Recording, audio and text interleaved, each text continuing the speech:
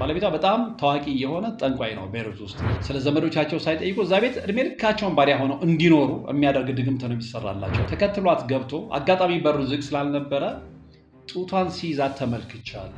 የሀበሻ ልጆች ከዛች ማዳም ቤት በቃ እድሜ ልካቸውን እንዳይወጡ ሌላ ቤት ፈልግ እናስገቢ ስላት አርፈሽ ተቀመጭ።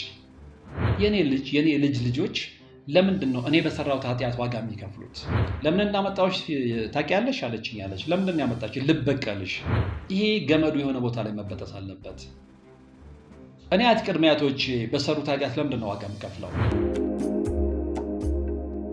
ሰላም ጤና ይስጥልን። በሀገር ውስጥና በመላው ዓለም የምትገኙ ወደ ቻናሌ ተከታታዮች ዛሬም በእግዚአብሔር መልካም ፍቃድ ተገናኝተናል። ከእናንተው የደረሰኝን ታሪክ ነው መልሼ ወደ እናንተ የማቀርበው። የዛሬው ታሪክ የደረሰኝ ከወደ ቤይሩት ነው። ወደ ታሪኩ ከመሄዴ በፊት ግን አጠር ያለ መረጃ ይኖረኛል። ይኸውም ምንድነው? በርሜል ቅዱስ ጊዮርጊስን የተመለከተ ነው። በርሜል ቅዱስ ጊዮርጊስ እንደተዘጋ በጣም ቅርብ የሆኑ የውስጥ አዋቂ ምንጮች ነግረውኛል። እንግዲህ እንደ ውስጥ አዋቂ ምንጮቹ አባባል በርሜል ቅዱስ ጊዮርጊስ የተዘጋው ከጤና ጋር በተያያዘ ምክንያት ነው። ስለዚህ እስከ መቼ ነው ብዬ ጠይቄያቸው ነበረ። ላልተወሰነ ጊዜ የሚል ምላሽ ነው የሰጡኝ።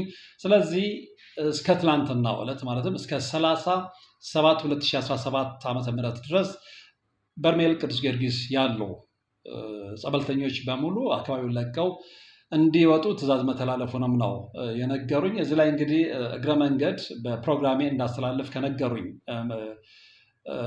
ሀሳብ መካከል ግንባር ቀደሙ እዛ ለጸበል የሚሄደው እድምተኛ የሚባለውን ነገር መስማት አለበት ነው ያሉት። እና በጸበልተኛው ስተት ነው ይሄ ነገር እውን እንዲሆን የተደረገው የሚል መረጃ ነው የነገሩኝ። ምንድን ነው አብራሩልኝ ብያቸው ነበር። እንግዲህ እዛ ቦታ ላይ እንደሚታወቀው ከዚህ በፊትም እንደዚህ ከተላላፊ በሽታ ጋር በተገናኘ ቦታው ስፍራው ለተወሰነ ጊዜ አገልግሎት መስጠቱ ማቆሙ የሚታወስ ነው።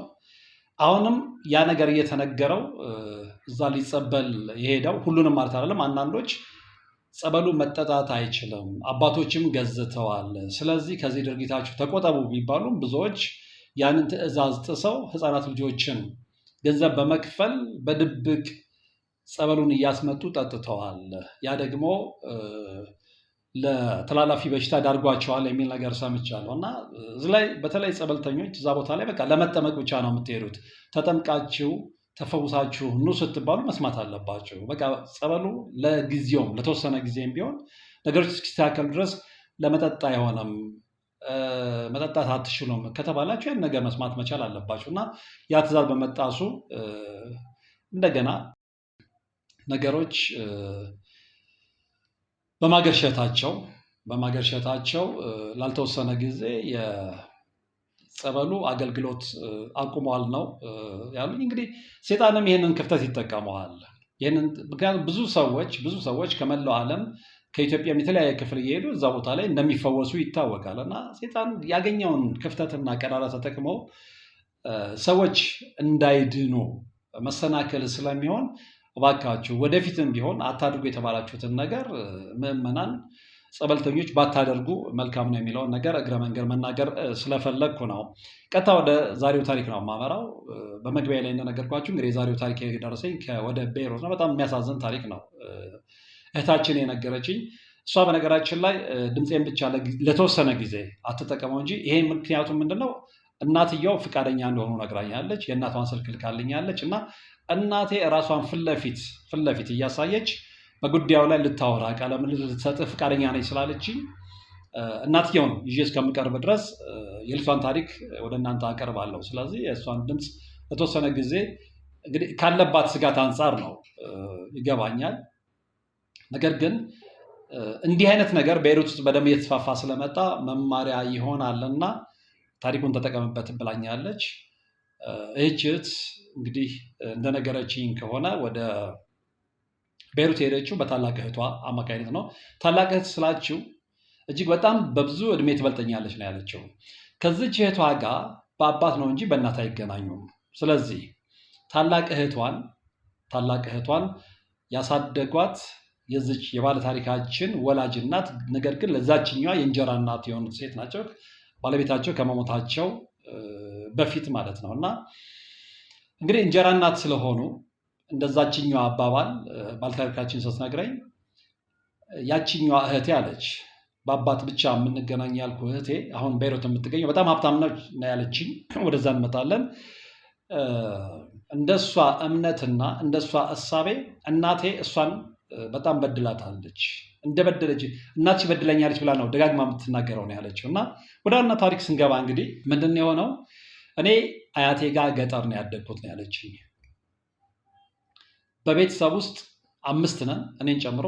እኔ የመጀመሪያ ልጅ ነኝ። ይህንን የምልህ በእናትም በአባትም የምንገናኘውን ነው። ግን እቺ አሁን ቤይሩት ካለችው እህቴ ጋር ግን በአባት ብቻ ነው የምንገናኘው። እሷን ሳይጨምር ከአንድ እናትና ከአንድ አባት ከምንወለደው የመጀመሪያ ልጅ ነኝ። ያም ሆኖ ግን ገጠር አያቴ ጋር ስላደግኩኝ እስከ 10ኛ ክፍል ነው የተማርኩት። ከዛ በኋላ ወደ ከተማ መጣሁኝ አለች። ወደ ከተማ ስመጣ እቺ ቤይሩት ያለችው በአባት ብቻ የምትገናኘኝ እህቴ ይነግሯታል።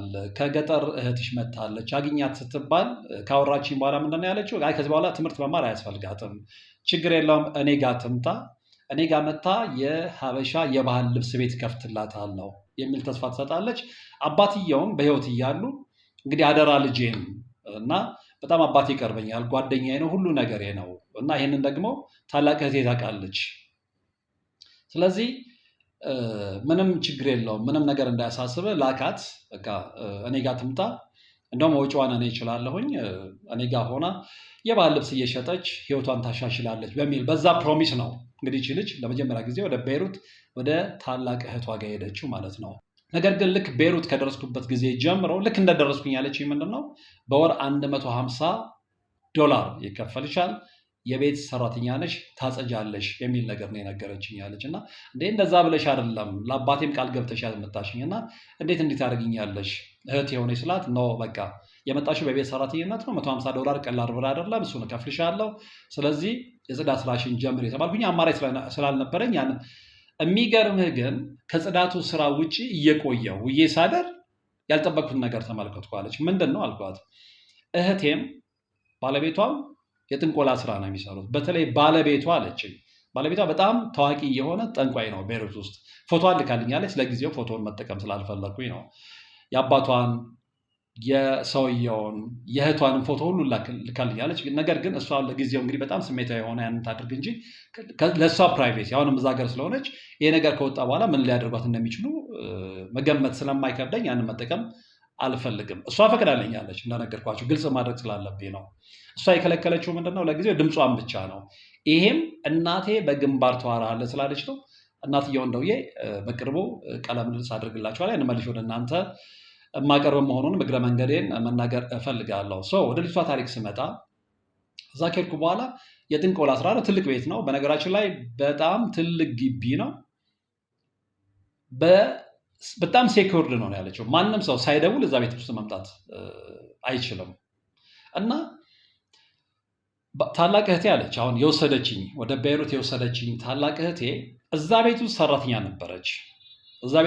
ነበረች። ከሀገር ቤት እንደሄደች። ነገር ግን የዛ የአረቡ ሚስት ስትሞት አረቡ እሷን ያገባትና ይጠቀልላታል። ስለዚህ 4 ልጆችን አሁን ወልዳለታለች። ከመጀመሪያ ሚስቱ የወለደቻት የ16 ዓመት ልጅም በዛ ቤት ውስጥ ትኖራለች። ይሄ ማለት ግን ሌሎች ትልልቅ ልጆች የሉትም ማለት አይደለም። አረቡ ሽማግሌ ነው። ሌሎች ትልልቅ ልጆች አግብተው የወለዱ ሌሎች ልጆች አሉት፣ አብረውት አይኖሩም። ከሱ ጋር ከበፊት ሚስቱ የወለዳት የ16 ዓመት ልጅ አብራው እሷ ትኖራለች። እንደገና ደግሞ ከእህቴ የወለዳቸው 4 ልጆች አሉ፣ ከነሱ ጋር ነው የሚኖሩት። በጣም የሚገርም ኑሮ ነው የሚኖሩት። ስለዚህ እህቴ በጣም ሀብታም ሆናለች አለች። ይሄ ሁሉ የመጣው ግን ወርቅ አፈራው ከምር ነው የምነግርህ። እናቴ ካሏሸችና ካልደበቀች ሁሉን ነገር ትነግራለች። ታሪኩን ስለምታውቅ እሷም እየደወለች ብዙ ነገር ስለምትነግራት በጥንቆላ የመጣ ገንዘብ ነው። እና ከዛ በኋላ እኔ ካዳሚ ነው ያደረጉኝ አለች። ካዳሚ ማለት ስላት ቡና አፈላለሁ ለሚመጡት እንግዶች በጥቁር መጋረጃ ተዘግቷል አለች። ከዛ ማለፍ አልችልም። እዛ ድረስ ሄድና ከዛ የሚቀበለኝ ተቀብሎኝ ወደ ውስጥ ቡናውን ይዞት ይገባል። አንድ ቀን ግን ቡናውን ይዤ ሄድኩኝና በሩ የመጋረጃው በር ገብ ብሎ ስለነበረ የፈለገ ነገር ይምጣ ብዬ በድፍረታቸው ልቄ ተመለከትኩኝ። የሆነውን ነገር ስመለከት በጣም ደንግጫለሁ፣ ግን የጠረጠርኩት ነገር ነው አለች። እዛ ውስጥ ጥንቆላ ነው የሚሰራው። ምን አይነት ሰዎች ናቸው መጥተው የሚያስተናክሉት አልኳት። ሀበሾችም ይመጣሉ አለች። በብዛት ግን ማዳሞች ከሳውዲ አረቢያ ጨምሮ እንግዲህ ቤይሩት ነው ብያቸዋለሁ። ሳውዲ አረቢያን ጨምሮ ከተለያዩ የአረብ ሀገራት ይመጣሉ እና በጣም የታወቀ ጠንቋይ ነው ያለች። ፎቶ ልካልኛለች ብያቸዋለሁ። መጥተው ምንድን ነው የሚያደርጉት አልኳት። ሲመጡ ሰራተኞቻቸውን ይዘው ይመጣሉ። እንግዲህ እነዛ ሰራተኞችም እንዴት እሺ እንደሚሏቸው አላውቅም። ወይ መጀመሪያ በሌላ ነገር አታሏቸው ሊሆን ነው የሚችለው። ይዟቸው ይመጡና እሱ ጋር የሚያስጠነቅሉት ምንድን ነው? እነዛ የሀበሻ ልጆች ከዛች ማዳም ቤት በቃ እድሜ ልካቸውን እንዳይወጡ ሀገራቸውን ወገናቸውን ሳይጠይቁ ዝም ብለው እየሰሩ ደሞዝ ሳይጠይቁ ስለ ዘመዶቻቸው ሳይጠይቁ እዛ ቤት እድሜ ልካቸውን ባሪያ ሆነው እንዲኖሩ የሚያደርግ ድግምት ነው የሚሰራላቸው ነው ያለች። በጣም ነው የሚያሳዝነው። ብዙ ታሪኮች ሰምተናል ስለ አረብ ሀገር አይደለ? እች ልጅ ግን ይህንን ያየችውን ነገር ነው የነገረች። ብዙ የሀበሻ ልጆች ወይም ደግሞ የሀበሻ ሴቶች አንድ ማዳም ቤት 10 ዓመት 15 ዓመት 20 ዓመት ያለ ደሞዝ የሚሰሩ ሴቶችን አውቃለሁ አለች። ይህንን የሚያደርጉት እዚህ ቦታ ላይ መጥተው ድግምት አስደግመው ማዳሞቻቸው ከነሱ ቤት እንዳይወጡ የሚደገም ድግምት አለ። ያንን የሚያደርገው ተመልክቻለሁ ነው ያለች። እሱም ብቻም አይደለም አለች። እሱም ብቻም አይደለም እና ሀበሻ ሴቶችም ይመጣሉ፣ ዘመናዊ ሴቶች እዛ ቤይሩት ውስጥ ያሉ። እነሱ ምን ሊያስደግሙ ነው የሚመጡት ብዬ ስጠይቃት ምንድን ነው ያለችኝ? ብዙዎቹ ፀጉር ቤት ይከፍታሉ አለች እዛ ቤይሩት ውስጥ እና ፀጉር ቤታቸው ውስጥ በብዛት ከሌላው የበለጠ ወደ እነሱ ገበያ እንዲመጣ እንግዲህ የገበያ ድግምት ማለት ነው። እና ይህንን ተመልክቻለሁ፣ ያየሁትን ነው የምነግርህ። ባገኘሁት አጋጣሚ ያቺ ቀዳዳ በምትከፈትበት ሰዓት ላይ ሳላስጠረጥር እመለከታለሁ እና ያን ነገር ተመልክቻለሁ ነው ያለችው። እና የማይመጣ ሰው የለም። የተለያዩ የሳውዲ ዜጎች ይመጣሉ፣ የተለያዩ የአረብ ሀገራት ዜጎች ይመጣሉ። ያንን ነገር ነው የሚያደርጉት እና ሳትደውል ግን መምጣት አይቻልም አለች። እና ይህንን ሲያደርጉ የበለጠ በጣም እያስጠላኝ መጣ። ከሀገሬ ሲሄድ እምነቴ ላይ ጠንካራ ነበርኩ ነው ያለችው። እዛ ከገባሁ በኋላ ግን እምነቴ የተሸረሸረ መጣ። እማየው ነገር እየረበሸ መጣ። ከዛ በኋላ ግን ነገሮች ዞረው ወደ እኔ ነው የመጡት አለች። እሱም ብቻም አይደለም። ከዛ በኋላ ባለቤቷ በተለይ ከ2 ወር በኋላ እኔ እዛ ቤት ገብቼ ከ2 ወር በኋላ ያስቸግረኝ ጀመረ። የፆታ ትንኮሳ ማለት ነው። ይሄን ምን ብዬ ነው ለእህቴ የምነግራት? በነግራትም አታምነኝም። ምክንያቱም ሁሌም የምትለኝ ምንድን ነው?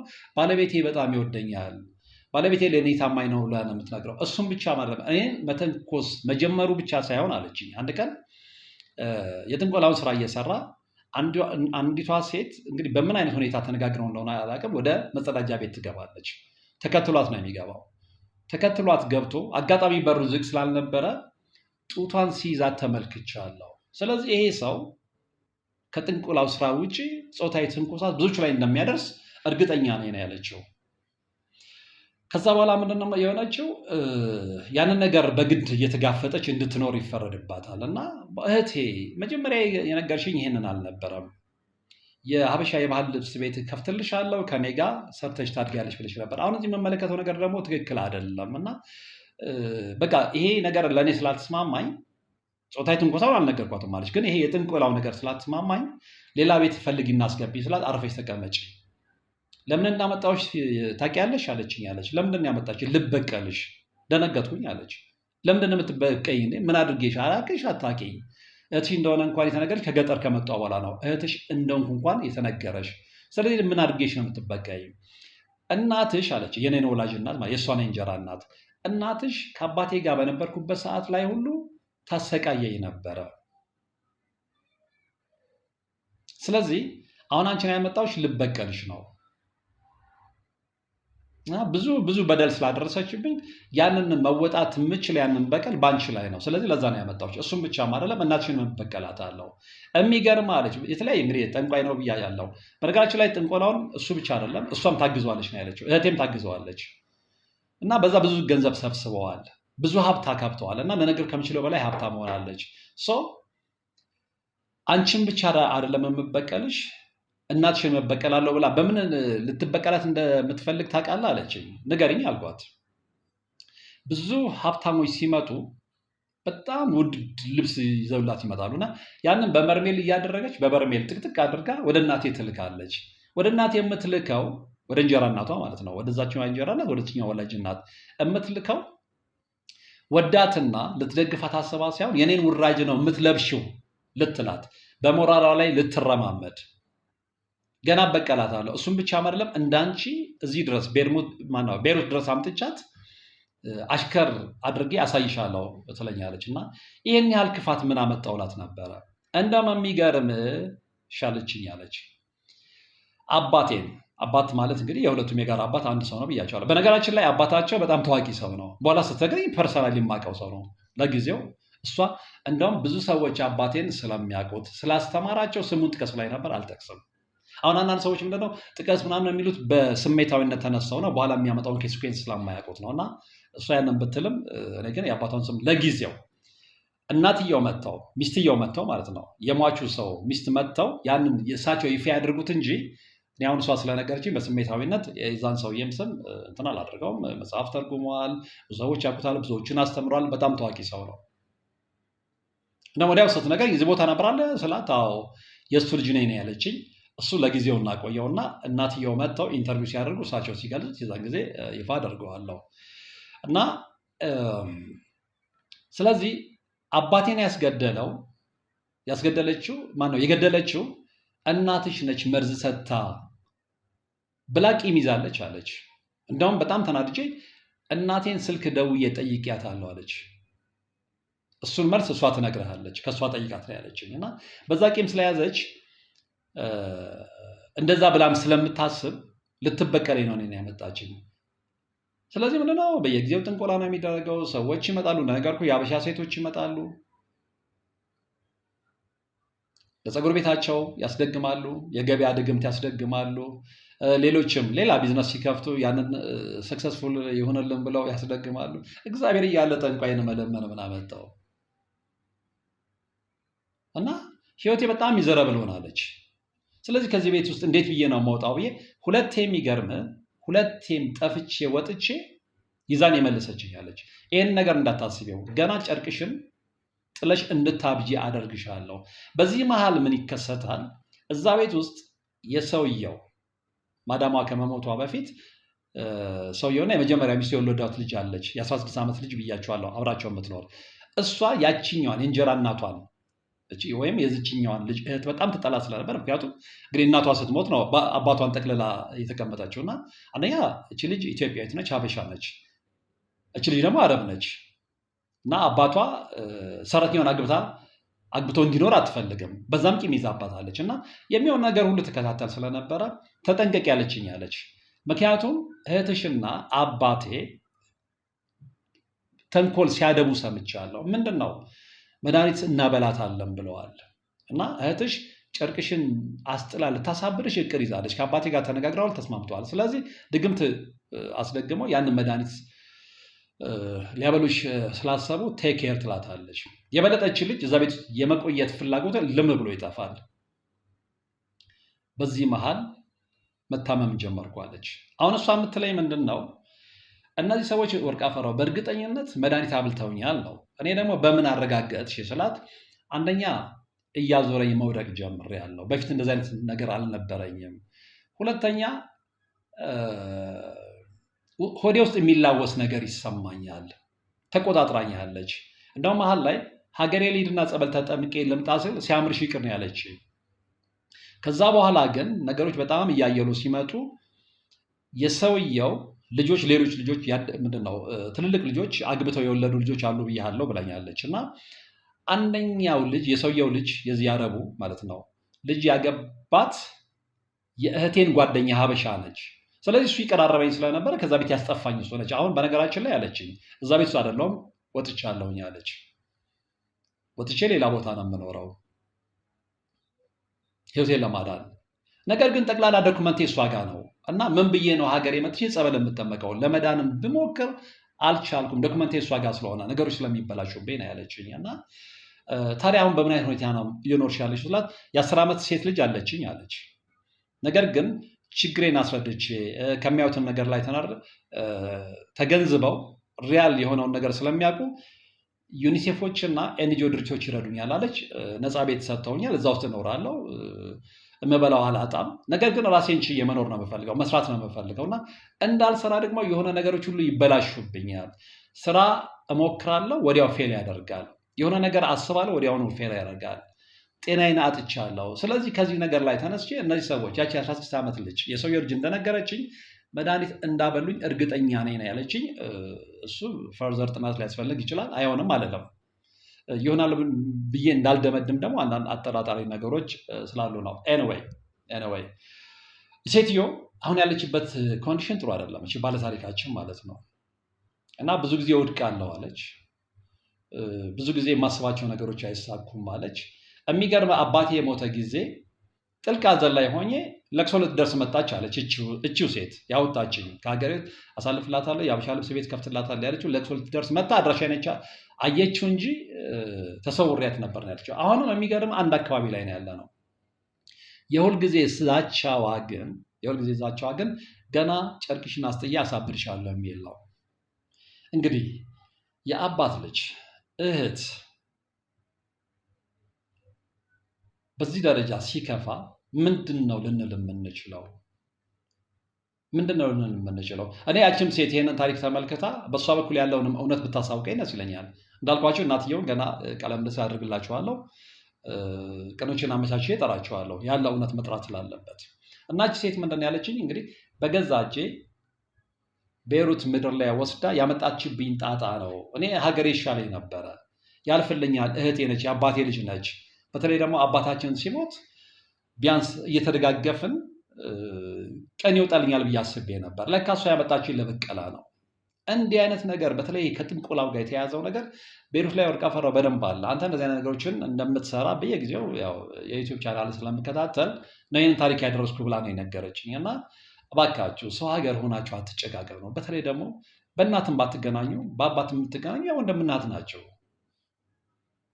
በዚህ ደረጃ ክፋት ምን ያደርጋል?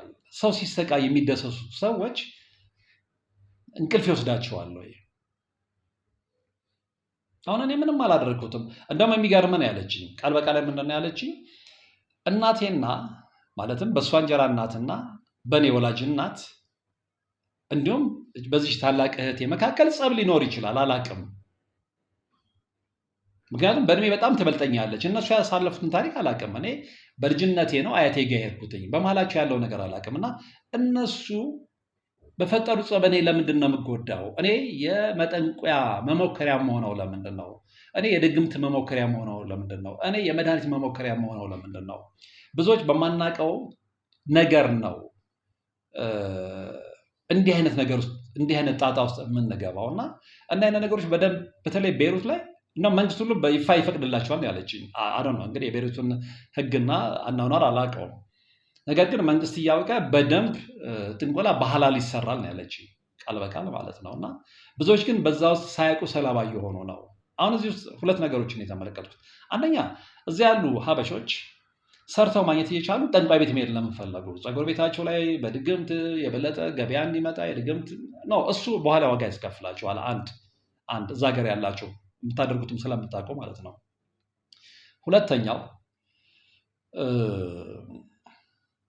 ሁለተኛው መተዛዘን እየተቻለ እሱ ሀገር ማለት ነው መተዛዘን እየተቻለ በእንደዚህ አይነት መንገድ የምትሄዱ ሰዎች ለጊዜው ሊያልፍላችሁ ይችላል። ለጊዜው ውድ መኪና ልትነዱ ትችላላችሁ፣ ሁሌ እንደምንለው ማለት ነው። የተሻለ ህይወት ልትኖሩ ትችላላችሁ። ህይወታችሁ ግን ሰላም አይኖረው። እንደውም እሷ የነገረችኝ ምንድን ነው ህይወቷ ሰላም የለውም። የሚገርም በር እንኳን ስትከፍት በጣም ተጠንቅቃ ነው። አንዳንድ ጊዜ በአብዛኛው በድግምት ሴጣን ለጊዜውም ቢሆን የሆነ ነገር ያሳካላችሁ ሊመስላችሁ ይችላል። እና ፌል ያደረገባቸው ሰዎች ግን ብዙ ገንዘብ ከፍለው ስለሆነ ያ ነገር ፌል ሲያደርግባቸው ሊጣላት ይመጣሉ። ስለዚህ በጣም ስለምትፈራ የስጋት ህይወት ስላላት ከቤቷ አትወጣም፣ ቤቷን ቆልፋ ነው የምትቀመጠው ነው ያለችው። ይህ ህይወት ነው ወይ ነው? ስለዚህ በድግምት ቢዝነሳችን እናስፋፋለን፣ ገበያ በገበያ እንሆናለን ብላችሁ የምትሄዱ ሰዎች ትክክለኛ መንገድ አይደለም ያላችሁት። እንደገና ደግሞ እሱ ሀገር ሆናችሁ በተለይ ደግሞ በራሳችሁ የስጋ ዘመር ላይ ከኢትዮጵያ ባስመጣችሁት የስጋ ወንድማችሁ ላይ እህታችሁ ላይ እንዲህ አይነት ሊያም ደግሞ በሃይማኖትም በባህልም ከማትገናኙ ሰው ጋር አንድ ሆናችሁ የራሳችሁን ሰው የምትጎዱ ሰዎች ወንጀል ነው የፈጸማችሁ ያላችሁት። በምድራዊው ፍትህ ባትጠየቁ በሰማይ ቤት ግን መጠየቃችሁን አትጠራጠሩ። እህትን ያህል ነገር ከሀገር ቤት ወስዳችሁ በእነዚህ አይነት ሁኔታ የጥንቆላ መስመር ውስጥ ከታችሁ በመድኃኒት ሰውን አበላሽታችሁ የሰው ህይወትን ቅልቅል አድርጋችሁ የምትኖሩት ህይወት የምትበሉት እንጀራ ስጋና ደም አይሆናችሁም። ይህንን ከኔ የበለጠ እናንተ ታውቁታላችሁ። እና እባካችሁ በውጭው ዓለም የምትኖሩ ወንድሞች እህቶች ከእንደዚህ አይነት ነገር ውጡ። ለጊዜው ነው እንዳልኳችሁ፣ ለጊዜው ነው በጣም የተንላቀቀ ህይወት የምትኖሩት።